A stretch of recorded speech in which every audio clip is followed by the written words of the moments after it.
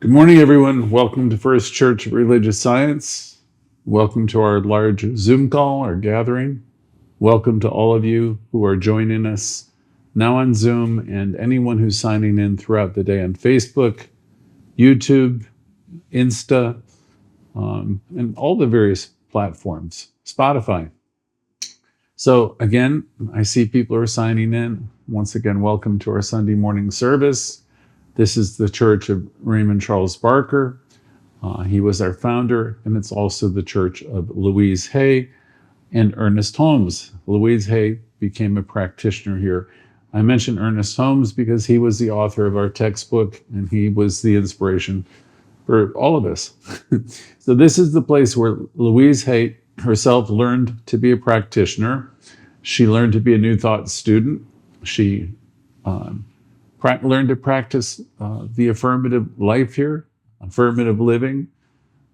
She learned how to do affirmative prayer treatment. We gather every single Sunday morning at 10:45 for meditation, and shortly thereafter we have our lesson for Sunday morning. And you're all invited, and I'm glad you're here. Many of you receive our e-letter, and if you don't, please send us a private message with your contact information. That way you will receive a weekly, approximately every week, e-letter from us, which will have links. It'll have spiritual gems and things of value for you. We'll also be able to remind you of our classes. We're thrilled to have everybody here. It's amazing to see how this broadcast and this virtual group has grown to become one of the bigger, if not the biggest, in the country, reaching people all over the world. So everything we do here is done on the basis of a love offering, and by that I mean there is no charge. I know there's people who believe in what we're doing and really want to support our work, and if that's the case, in the chat in the Zoom, there's options where you can support us financially if you'd like. Our address is there, which is 204 West 84th Street, New York, New York, 10024, for those who want to send a check. But please know that it's optional. You do not have to do it. We're primarily glad that you're here and you're benefiting by what we're doing. So it's great to see some familiar faces at the center, at the church today. I'm excited about this new setup. It's not new for some of you, but after COVID, we had to find a way to fly. We were doing online broadcasting before COVID, but we had to put a demand on consciousness for a much bigger reach out, which we've successfully been doing. So we're grateful to every one of you for making us successful.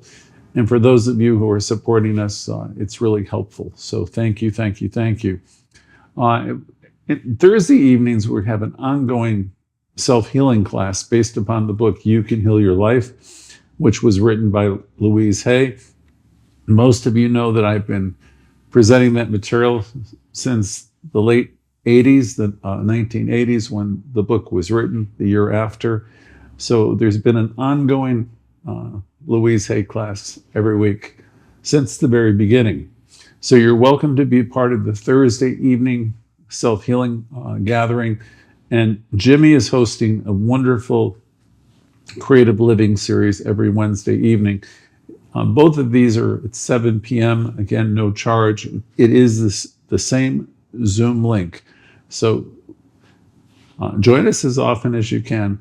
One of the things about our teaching is the more you dial in or connect or even watch us on YouTube or Facebook, you're giving yourself constant reminders, and they're highly valuable. We want to keep remembering how great we are. We want to keep remembering that we're one with this one energy. We want to remember that there is one energy, and it's never two. So in this teaching, we come to know that we live, we move, we have our being in divine substance. So today, I'd like you each to think of yourself as something special, like a spark, I remember a song by Katy Perry, which she was, I think it was about calling herself a firework, and she would say, "You are a firework." So I'd like you to think about yourself as an internal combustion, filled with internal combustion, that type of energy, a rocket, hot stuff, a firework. I'd like you to think of yourself as an entity with great power. And borrowing from that popular song, it's time to show life everywhere what you're worth. The lyrics in the song say, make them go, ooh, ooh, ooh. You know, like, you want to live your life and be noticed because you're a spark of the divine. This is your time to shine. If you're here today or you're listening this week and taking in this spiritual reminder, if you understand your relationship with Spirit, the idea that you are one with this Spirit, if you understand this, that you're one with the One, then you know that you're something special already. And you know that you're unique in all the world. So you might say to yourself, I am one with Spirit. I am one with the One. There's a spark in you. You came here to learn, planet Earth. You came here to grow, to evolve. And now it's time to remember who you are. If you've forgotten, you want to wake up to that, because that's the important thing, is waking up and having spiritual understanding that you are one with this one energy. So you might affirm to yourself, I am one with love. I am one with this one energy. I am one with creative intelligence. So that's what we want to wake up to today. We want to get really excited about it.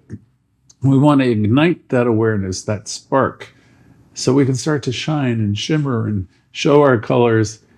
If you're in this teaching and you're practicing the presence, if you're in this teaching and you're practicing and you're becoming more mindful of what your internal conversation is, then you're going to come to the inescapable conclusion that you are something special and you're one with life.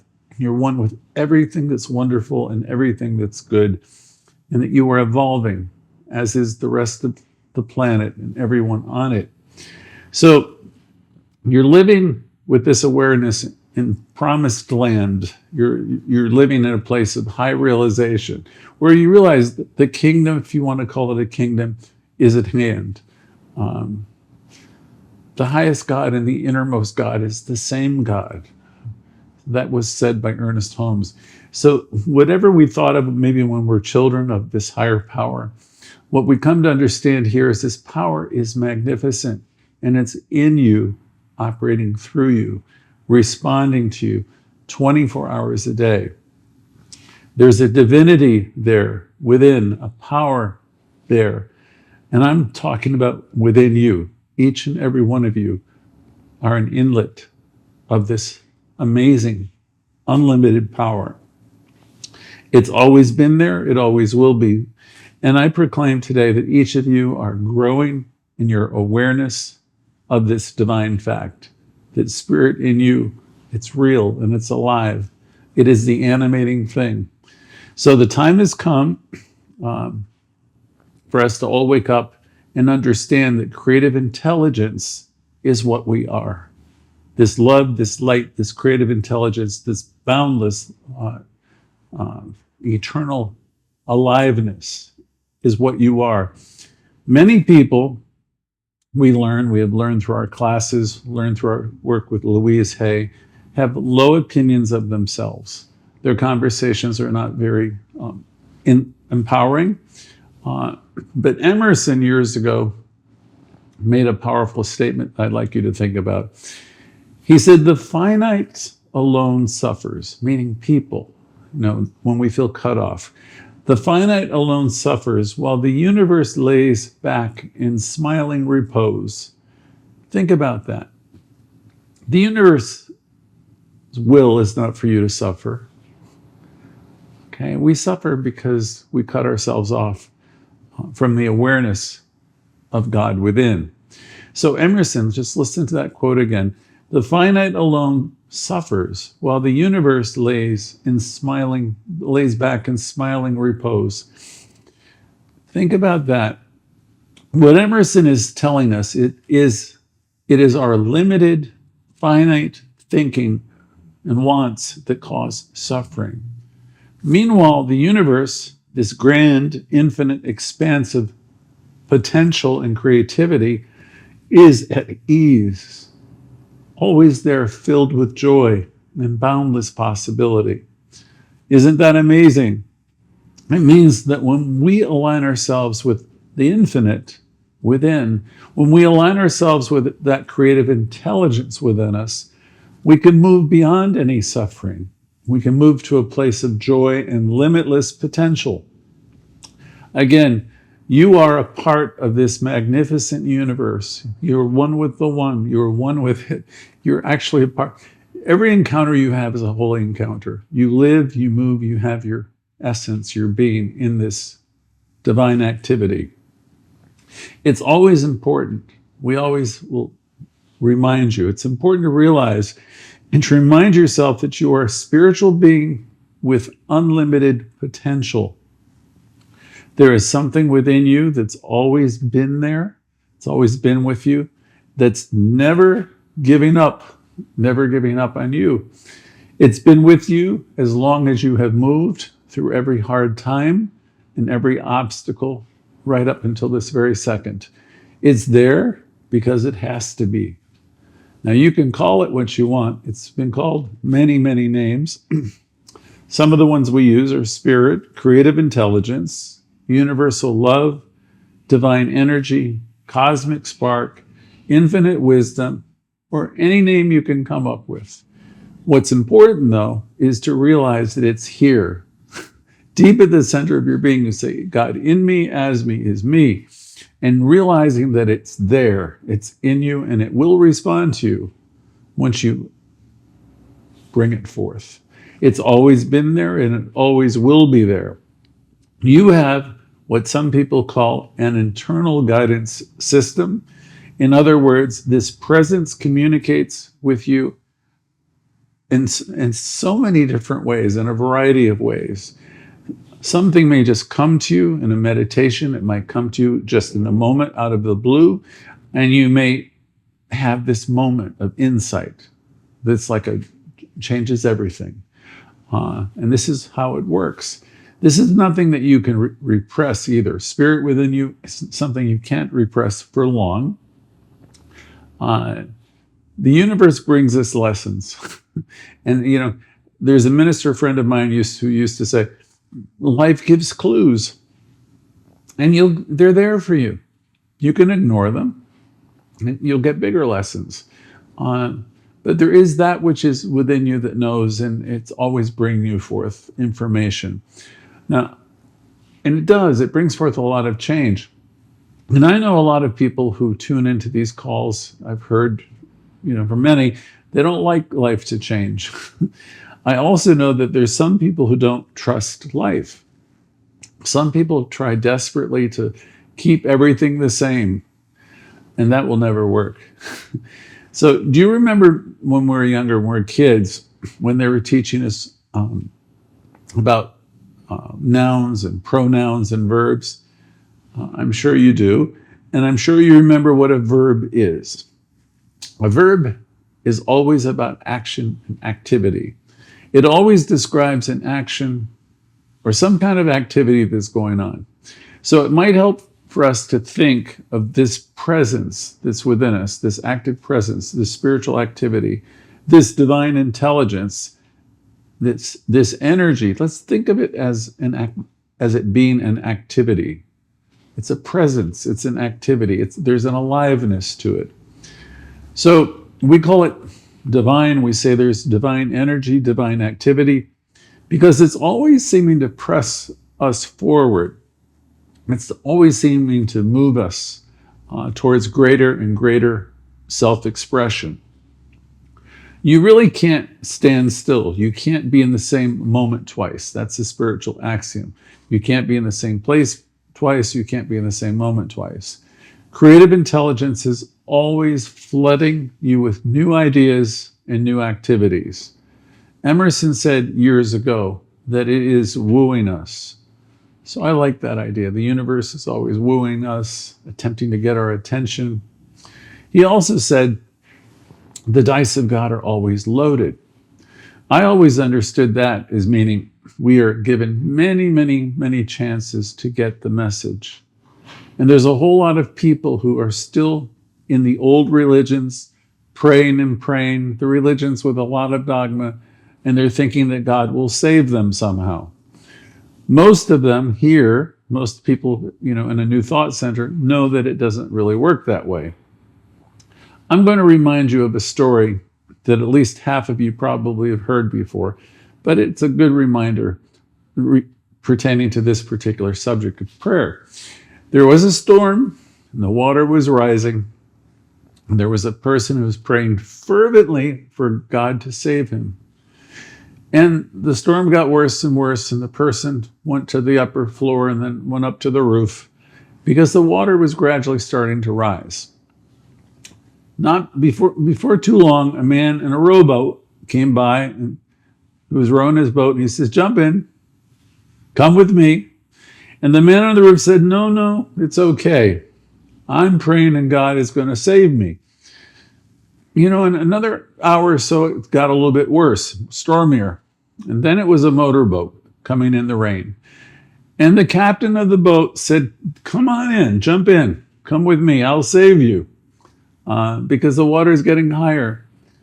And was getting closer to the roof. And still the man who's now on the roof said, "No thanks, I'm praying to God and God will save me. I have faith." Finally, the man is standing on the top of the roof. He's near the chimney, and a rescue helicopter comes by in the worst kind of weather and yelled at him, "Grab this rope." And the man once again said, No, I'm praying. I know God will save me. So the helicopter pilot reluctantly flew away. Soon the water rose just a little bit more, and the man who was standing at the very top of the roof eventually drowned. So the man made his transition. He finally got his chance to discuss this whole situation with creative intelligence or God, at which point he exclaimed, "I had faith in you, but you didn't save me. I prayed, you let me drown. I don't understand why you let me drown." And to this, the creative intelligence, God, said, "I sent you a rowboat, and I sent you a motorboat, and I sent you a helicopter. What more did you expect?" You see, this is a religious science audience, a New Thought audience, and most of you don't think that way anymore. You don't believe that there's some guy up there that's rescuing millions of people every second on the planet. You who are here are New Thought students, or at least most of you are, or you're learning to be. And most of you who are listening today would see the divine in every one of those individuals who are attempting to help the person on the roof. Yes, because we practice in this teaching seeing the good, no matter what. We practice knowing that we are supplied and supported through the best of times and through the worst of times. And as a result, our consciousness is expanding all the time. See, that's one of the beautiful things about a religious scientist. He or she's got a consciousness that looks past the trouble and sees the truth, knows that everyone is doing the best they can with the awareness that they have. And we know that life is evolving and there is divine order and everything's unfolding in the perfect way. It's evolving, it's evoluting. And with this consciousness, as we maintain this consciousness, knowing that we're supplied and supported, before we know it, we're in a much different place than your average person out there in the world. People who are involved in this teaching don't get ruffled too quickly. Some of them refuse to be offended because they realize they're on an inner journey and they know that they're moving, and having their being in this spiritual activity. And they don't have the time to judge. They realize it's a spiritual system where we're all evolving. It's all an inner journey. And it's always going to be about you and you're expanding consciousness. Or if I were speaking to myself, it's going to be about me and my consciousness. When I speak with one of our practitioners from time to time, you hear me talk about her, she'll say, I'm working on myself. and she's in advanced years, and that's really the truth for all of us. We can't change other people, but we can change ourselves. We can practice the presence. We can commit ourselves to seeing the good or the God in each and every encounter, in each and every situation. We can see peace instead of what we're seeing. We can see that we're supplied and supported when we feel that we're not. When I was putting the notes together for this week's lesson, I stumbled across a passage written by Raymond Charles Barker that I liked. And I thought, oh, this is good. And then my next thought is I might go over people's heads. So I set it aside, knowing I'd use it later. And then I thought about it again last night, and I thought I would include it. So sometimes things need to be heard over and over again for them to mean something to us later. In the book, The Power of Decision, Raymond Charles Barker shared a little bit about intuition, and I'll paraphrase what he said to simplify it.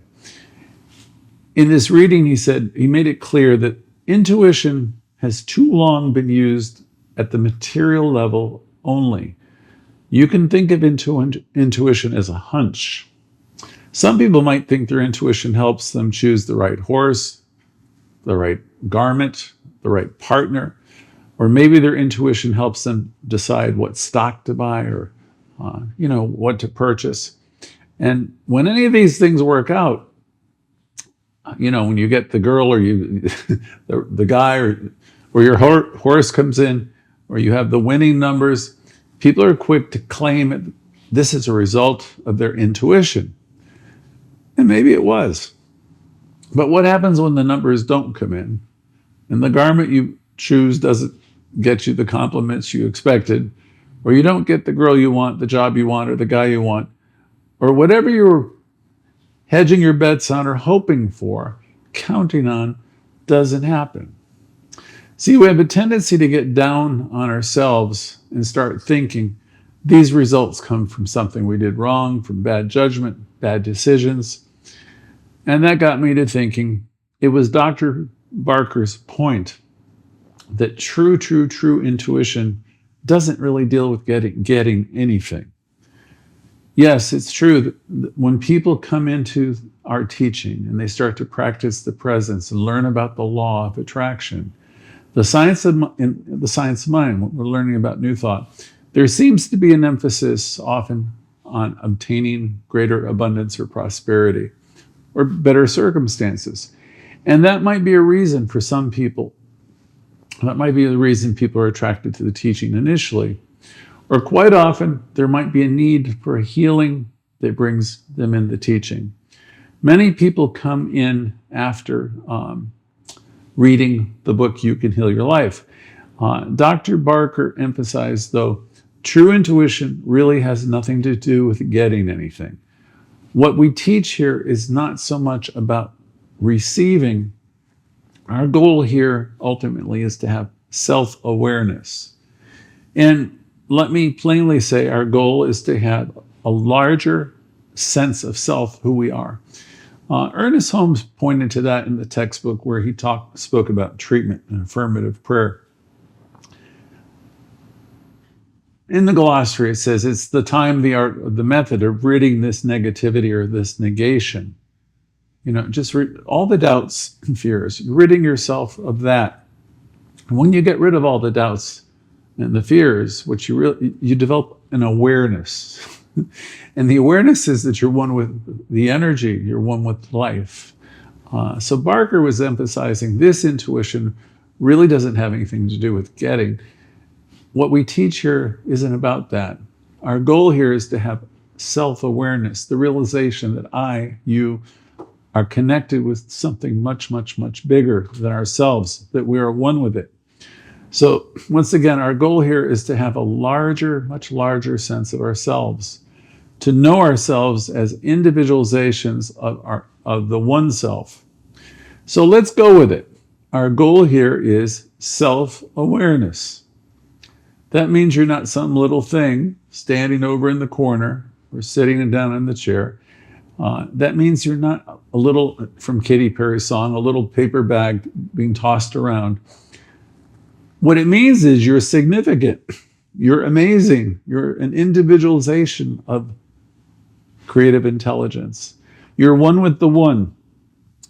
Now, there's an idea that you can meditate on for quite a while, realizing I'm an inlet and outlet of this source, this divine activity. I'm amazing. I'm a spark of it. I'm a point of power within it. So if you contemplate the fact that you are living and breathing, you are a living, breathing individualization of this entity with this source that many of you call God, then you're on your way. You can contemplate, I am as God had created me, in the light, in the love, and the glory. I'm one with the one. When you keep contemplating your connection with Source and realizing who you are, this is called God realization. When you keep realizing how great thou art and turn that energy and that idea towards yourself, realizing that you live in it, move in it, you have your being in it, you're part of it, then you're really, really on your way. You're not trying to acquire things. You're really elevating your whole consciousness, and you're merging and you're realizing who you really are. So for today, let's shift our focus from obtaining things and getting things. Let's level up a little bit from there and move towards developing a larger sense of ourself, realizing really how wonderful we are. We're one with Source. We need to know and think of ourselves as pure consciousness. Again, we need to know and think of ourselves as pure consciousness, one with this one. Dr. Barker maintained, it is only here when we have this type of awareness that we can make really wonderful, correct decisions. Decisions that are not all tied up with facts, evidence, and judgment. It's when we're in this place that we realize who we are. Then all the things we worry about kind of slip to the side. Because when you're being about your Father's business, so to speak, when you realize who you are and you have a recognition of who everyone else is, then many of the things that have been on your mind just simply slip away. So again, Dr. Barker, I'll say it again, maintain it's only here when you get to this awareness of this connection that we make the best decisions. Decisions that are not tied up with the facts, the evidence, and our judgments. All of that type of analysis and judgment are for people who cannot yet see that consciousness is reality. It's a powerful statement. I hope everybody takes it in. All that type of analysis and judgment we're using our analytical minds are for people who cannot yet see that consciousness is reality. So we're talking about consciousness. That means my awareness, the totality of my awareness. If I get my consciousness up to a certain place, then I know that I live, move, and I have my being in this divine substance. I really have nothing to say about what other people are doing. I know they're all doing the best they can. I know life is unfolding perfectly in me, around me, through me, and in everyone, everywhere. So that's the kind of consciousness that a mystic begins to develop. They live in God, they move in God, they have their experience in God. They live, move, have their being in it. As you get more involved with his teaching, most likely you're going to move away from talking about the conditions, the facts, people, what they're doing wrong or right. And you're going to begin to understand that we move as consciousness through consciousness. So yes, we're spiritual beings and we have self-awareness and we move as consciousness through consciousness, exploring consciousness, and we're therefore experiencing consciousness all the time. I know that sentence is a lot. It's a lot to consider. It's a lot to think about. I'm going to say it again. This is when you've really done some work on self-love and self-awareness. And you realize I am as the universe created me. In the light, the love, the glory. I'm one with the one. Then it's not about praying for things. It's about awareness. And you're aware again. You bring yourself to a spiritual state of spiritual understanding, where you understand that we move as consciousness through consciousness, exploring consciousness, and we're therefore experiencing consciousness all the time. It's a beautiful statement if you can get yourself to the place where you can understand it. Now, please don't get me wrong. We are not negating the material world that we live in. We're not suggesting that we should all run off and be an ascetic or a monk or go to an ashram somewhere. It might help if you see the material world as consciousness temporarily locked up in form, but never limited to the form in which it's functioning. If you can imagine a trapdoor that's in your mind for just a moment. So you've got a mind, you've got a trapdoor.